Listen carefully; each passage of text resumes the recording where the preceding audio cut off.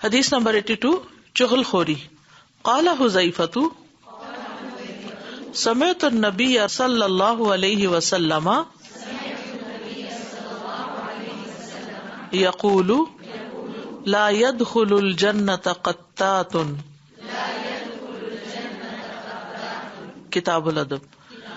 حذیفہ رضی اللہ عنہ کہتے ہیں میں نے نبی کریم صلی اللہ علیہ وسلم کو فرماتے ہوئے سنا چغل خور جنت میں داخل نہیں ہوگا.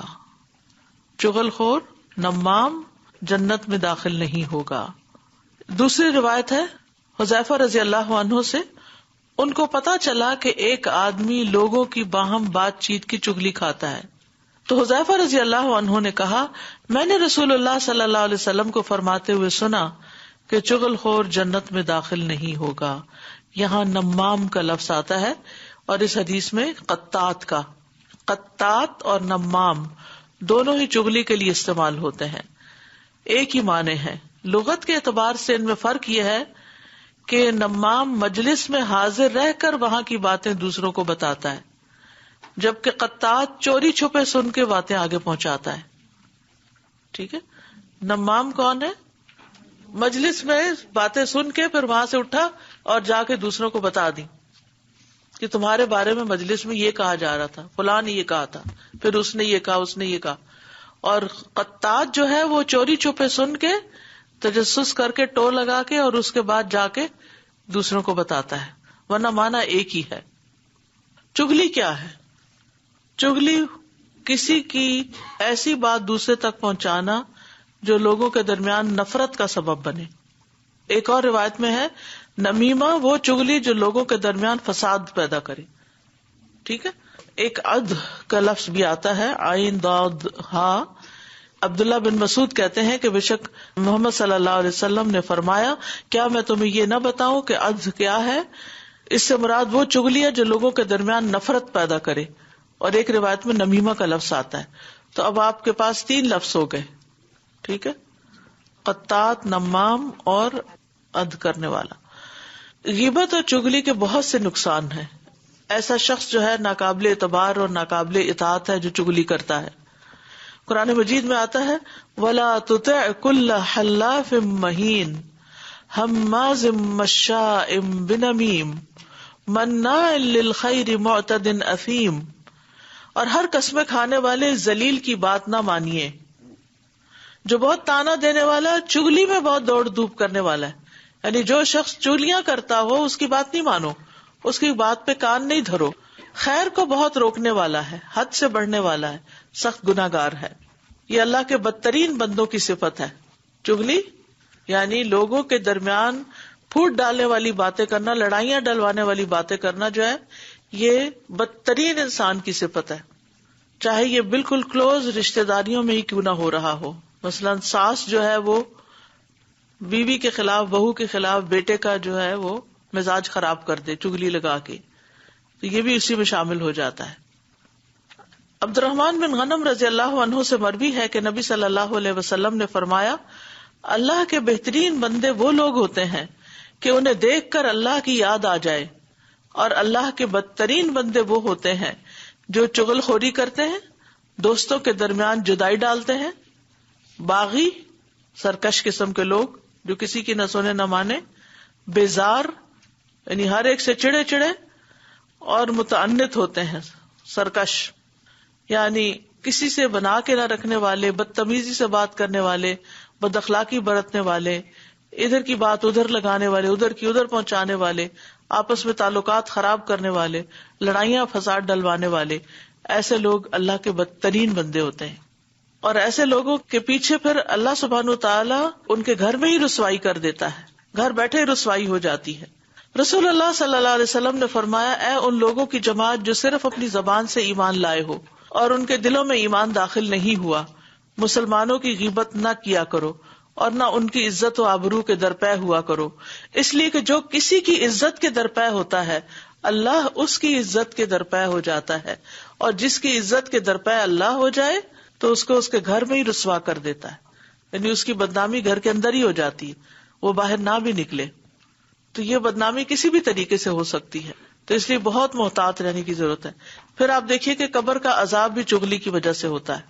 ابن عباس کہتے ہیں کہ نبی صلی اللہ علیہ وسلم کا گزر 2 قبروں پر ہوا تو آپ نے فرمایا ان دونوں قبر والوں پر عذاب ہو رہا ہے اور انہیں یہ عذاب کسی بڑی بات پر نہیں ہو رہا. پھر آپ نے فرمایا کہ ہاں ان میں ایک شخص تو چغل خوری کرتا تھا اور دوسرا اپنے پیشاب سے بچنے کے لیے احتیاط نہیں کرتا تھا. پیشاب کی چھینٹیں اس کے جسم پر پڑتے تھے اور وہ دھوتا نہیں تھا اور اسی نجاست میں نماز وغیرہ پڑھ لیتا تھا. یعنی یہ مطلب ہے, اس کی وضاحت یہ ہے. اب اس میں وہ بات نہیں آتی کہ جو کسی کے شر سے بچنے کے لیے کسی کو بتائی جائے, شر پھیلانے کے لیے نہیں, شر سے بچانے کے لیے. ٹھیک ہے, وہ پھر اس میں نہیں شامل ہوتی. مثلاً کوئی شخص کسی کو مارنے کا ارادہ کر رہا ہے, کوئی شخص کسی کی عزت لوٹنے کا ارادہ کر رہا ہے اور آپ کو وہ خود ہی شیئر کر دیتا ہے کہ میں دیکھنا میں کیا کروں گا فلاں کے ساتھ, میں نے سوچ لیا کیا کرنا ہے, میں تو اس کی گردن اڑا دوں گا, میں ایسا کر دوں گا ویسا کر دوں گا. بعض لوگ اتنے جذباتی ہوتے ہیں کہ وہ غصے میں کوئی بھی بات کرتے ہیں اور بعض اوقات پھر وہ اپنی بات کی لاج رکھنے کے لیے کر بھی جاتے ہیں. تو ایسے میں اگر آپ کو پتا چل گیا ہے کسی کی ایسی پلاٹنگ کا یا پلاننگ کا, تو آپ کسی بھی متعلقہ شخص تک بات پہنچا دیتے ہیں تو یہ غیبت نہیں ہوگی, یہ نمیمہ نہیں ہوگی. جیسے موسیٰ علیہ السلام کے بارے میں فرعون کے سرداروں نے کیا طے کیا تھا, ہاں ان کو مارنے کے لیے. تو شہر سے ایک شخص دوڑتا ہوا آیا, اس نے کیا کہا, ان الملأ یأتمرون بک, یہ سردار تمہارے بارے میں سازشیں کر رہے ہیں, یہ تمہیں قتل کر ڈالیں گے. اب انہوں نے جو بھی آیا تھا بتانے والا, اس نے سرداروں کی کیا کی, یعنی کہ ان کا راز کھول دیا. لیکن اس سے موسیٰ علیہ السلام کی بچت ہو گئی اور وہ نکل گئے مدین کی طرف, شر سے بچ گئے. اسی طرح اللہ سبحانہ وتعالیٰ نے نبی صلی اللہ علیہ وسلم کو آگاہ کر دیا تھا کہ اہل مکہ آپ کے بارے میں کیا سازشیں کر رہے ہیں. جب اس کے بعد آپ نے پھر ہجرت کی تھی رات کے وقت, لیقتلوک او لیخرجوک, تو کسی کو نقصان سے بچانے کے لیے اگر کوئی کسی کے بارے میں بری بات کرتا ہے, یعنی اس کی شکایت لگا دیتا ہے, یا پھر کسی معاملے میں اصلاح کے لیے, ٹھیک ہے نا, کہ آپ اپنے کسی چھوٹے بہن بھائی کو دیکھتے ہیں, آپ اس کو سمجھانے کی کوشش کرتے ہیں, وہ آپ سے نہیں سمجھ پا رہا, تو پھر آپ کو لگتا ہے کہ اگر میں نے بر وقت یہ بات اپنی اماں کو نہیں بتائی تو یہ بہن تو گھر ہی چھوڑ جائے گی مثلاً, تو آپ کیا کریں گے کہ نہیں یہ چغلی ہو جائے گی؟ نہیں, آپ بتائیں گے جس میں اصلاح کی نیت ہو, کوئی انتقام کی نیت نہیں یا کوئی جھوٹی بات نہیں.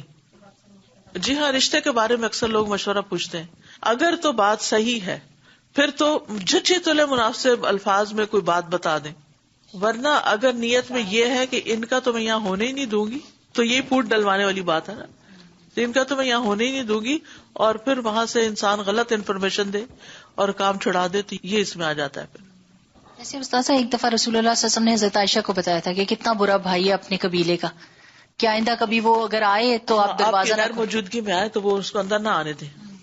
اور سچویشن بتائیے, چغلی کہاں کیسے ہوتی ہے؟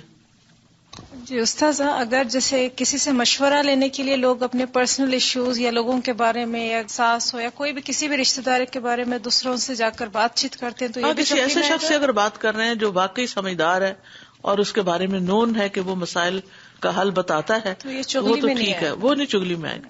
لیکن اگر ہر وقت اپنے شوہر کو بتایا کہ وہ اپنی ماں سے ہی دور ہو جائے یا ان کے درمیان جدائی ہو جائے یا کاٹ دے, تو یہ چغلی میں آ جائے گا. جی, کاروباری لین دین میں بھی بالکل. Assalamu alaikum. We're doing Surah Yusuf right now in tafsir class, and one of the concepts that we're being taught is Sabrun Jamil, which is beautiful patience. And Sister Maryam taught us that one of the ways to show beautiful patience is that you're patient, but you're also silent in your patience. And this made me think about when someone does gossip about you as a person, it's easy to then gossip back about them. You know, they said this and this about you, well, let me tell you about her. A'udhu billah. And instead, if we were just silent, that person usually, it's a pattern and they'll do it again to other people and they will show who they are, then clearing your name. But also that patience could be a means of reward for you if we just reset the way that we look at it. Imam Shafi'i said that man namma laka namma alayka, that someone who is going to gossip for you or to you is going to gossip about you. دیکھیے چگلی ہوتی ہے ایک بات ایک جگہ سے اٹھا کے دوسری جگہ اس نیت سے کی جائے کہ یہ دو لوگ الگ ہیں، اس کے پیچھے حسد بھی. اصل میں یہ کبیرہ گناہ ہے، حرام کام ہے، جنت میں داخلے سے روک دے گا. یاد رکھے کہ جنت میں داخلہ دو طرح سے ہوگا، ایک ہے بلا حساب اور ایک ہے بالحساب و بالعقاب. بالعقاب کیا ہے کہ ایک انسان جنت میں الٹیمیٹلی تو پہنچ جائے گا لیکن اپنے کیے کی سزا بھگت کے. تو یہ معنی ہے یہاں، کیونکہ اس حدیث سے یہ نہیں پتا چلتا کہ وہ کبھی بھی داخل نہیں ہوگا، کیونکہ کبھی بھی جو داخل نہیں ہوں گے وہ مشرک کافر ہوں گے. مومن جو ہے وہ چگلی کرنے سے کافر نہیں بن جاتا. یہ خوارج کا عقیدہ تھا. خوارج کیا کہتے تھے کہ جو ایک دفعہ کبیرہ گناہ کا ارتکاب کرے وہ جہنمی ہے، وہ کافر ہو گیا ہے، اس کو مسلمان ہی نہیں سمجھتے تھے. تو اس طرح تو پھر کوئی مسلمان بچتا ہی نہیں. ٹھیک ہے نا.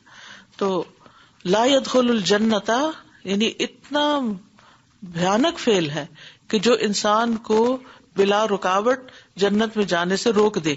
جتنی چغلیاں پھر کی ہوں گی اور جتنا فساد کریٹ کیا ہوگا اور اس کا جو امپیکٹ ہوا ہوگا وہ سارا اللہ تعالیٰ اگر نہیں معاف کرتا تو اس کی سزا اس کو دے کے اس کو پھر جنت میں بھیج سکتا ہے.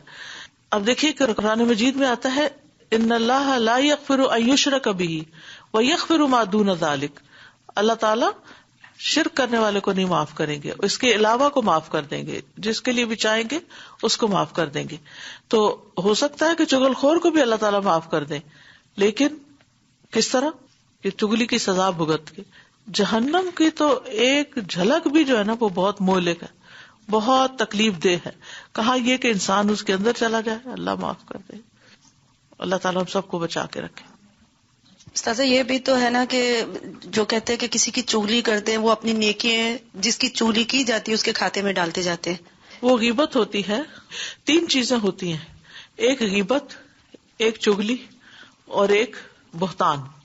بہتان ہوتا ہے کہ کسی کے اندر کوئی برائی ہے نہیں، آپ اس پر جھوٹا الزام لگا کر لوگوں میں مشہور کر دیں کہ یہ ایسا اور ایسا ہے. مثلاً کسی نے چوری کی نہیں اور آپ اس کو چور کہہ رہے ہیں اور دوسرے کو کہتے ہیں تمہیں پتا ہے میرا خیال ہے کہ فلاں چور ہے. لوگ مشورے دیتے ہیں نا ایک دوسرے کو، یہ تو تمہارے بچے نے چورائی ہوگی یا یہ تو تمہاری میڈ نے چورائی ہوگی. یہ بہتان میں شامل ہو جاتا ہے. اور اگر نفرت دلانے کی اور آپس میں لڑائی کرانے کی نیت نہ ہو، صرف کسی کی برائی دوسرے کے سامنے بیان کرنا، تو غیبت کہلاتی. ذکر کا اخا کا بما یکرہ، تمہارا اپنے بھائی کا اس انداز میں ذکر کرنا کہ وہ سنے تو اس کو برا لگے. اور چغلی کیا ہے؟ فساد کی نیت سے کسی کے آگے بات کرنا. تمہیں پتا ہے فلاں تمہارے بارے میں کیا کہہ رہا تھا؟ وہ کہتے بتاؤ.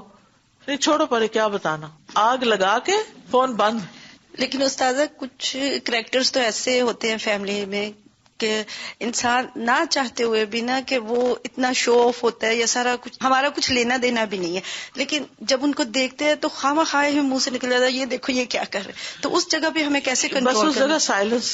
نہیں خود ہی سے خود بھی ہو جاتا ہے کہ یہ خود ہی سے نہیں کوئی چیز ہوتی، کرنے سے ہوتی ہے. نہیں اپنی ہی بات کریں کہ خود ہی سے خود ہی نکل جاتا ہے دیکھ کے کہ الفاظ منہ سے ایسے پھسل کے نکل جاتے یہ دیکھو یہ پھر ہو رہا ہے.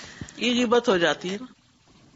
استاذہ ایگزامپلس میں میرے ذہن میں یہ بھی آ رہا تھا کہ صرف انڈیویجولس کے لیول پہ نہیں بلکہ ہم آرگنائزیشنس کی بھی چغلی کر سکتے ہیں.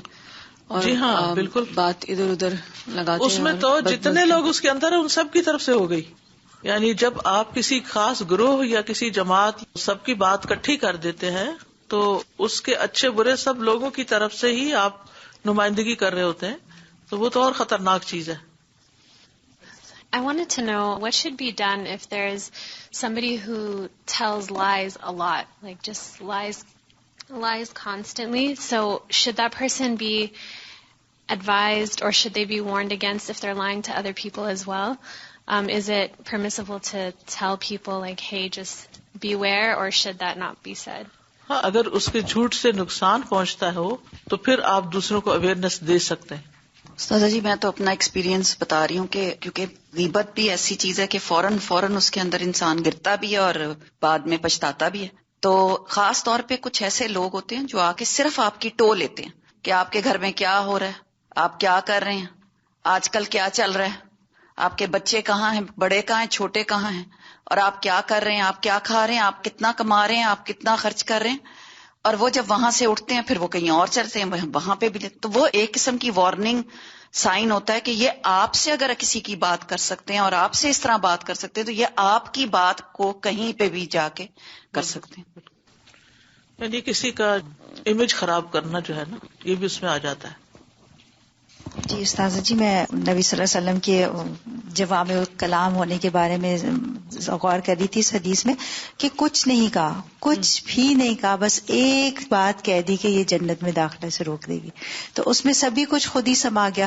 پھر یہ گناہ کبیرہ بھی ہو گیا اور جھوٹ بھی اس میں بعض اوقات ہو جاتا ہے، کیونکہ خالی سچی بات سے ہمیں تسلی نہیں ہوتی کسی کو بدنام کرنے میں، اور غیبت بھی ہو گئی، اور بعض کیسز میں الزام تراشی ہو گئی. اور دوسرا یہ کہ جس کو ہم سنا رہے ہیں اس کا کتنا دل دکھا رہے ہیں، یہ کتنی بڑی بات ہے نا. یعنی ایک شخص نے کسی کی آ کر اسی طرح کی چغلی کی تو اس نے کہا کہ وہ تم سے بہتر ہے کیونکہ اس نے میری پیٹھ پیچھے کی اور تم میرے منہ پہ آ کے بتا رہے ہو. تو وہ میں سوچی تھی، سوچ کے سارے دروازے کھول دیے کہ باقی آپ خود ہی حساب لگا لو کہ کیا ہے اور کیسے ہے اور کہاں ہے. بالکل سبحان اللہ. کچھ لوگوں کے آپ نے دیکھا ہوگا کہ عادت ہوتی ہے کہ آپ کی نظر میں اچھا بننے کے لیے دوسروں کو بدنام کرتے رہتے ہیں. یہ بھی ایک نیت ہوتی ہے کہ ہم ان کی نظروں میں اچھے بن جائیں. یوسف علیہ السلام کے بھائیوں نے یہ جو اتنا بڑا قدم اٹھایا تھا کس لیے اٹھایا تھا؟ یخلو لکم وجہ ابیکم. تو پیچھے حسد ہوتا ہے کہ حسد کی وجہ سے کہ جب ایک شخص دیکھتا ہے کہ میرے والدین یا کوئی میرا جو عزیز ہے وہ مجھ سے زیادہ کسی اور سے محبت کرتا ہے تو یہ پھر جیلسی جو ہے اس کو اس طرح کے کام کرنے پر ابھار دیتی ہے. Also thinking that it's very important not only to not spread gossip and do all these things, but also not to listen to it, because the more you listen to these things, these rumors, gossip, things like that, it really just hardens your heart. And السلام علیکم سادہ، میں پوچھ رہی تھی کہ اگر کسی کی پہلے لائف میں ہم لوگوں نے کی ہے چغلی ہو گئی تو توبہ کافی ہے یا اس بدلے سے بھی؟ توبہ کافی ہے اور صدقہ خیرات کریں. سبحانک اللہم و بحمدک، اشہد ان لا الہ الا انت، استغفرک و اتوب الیک. السلام علیکم و رحمۃ اللہ وبرکاتہ.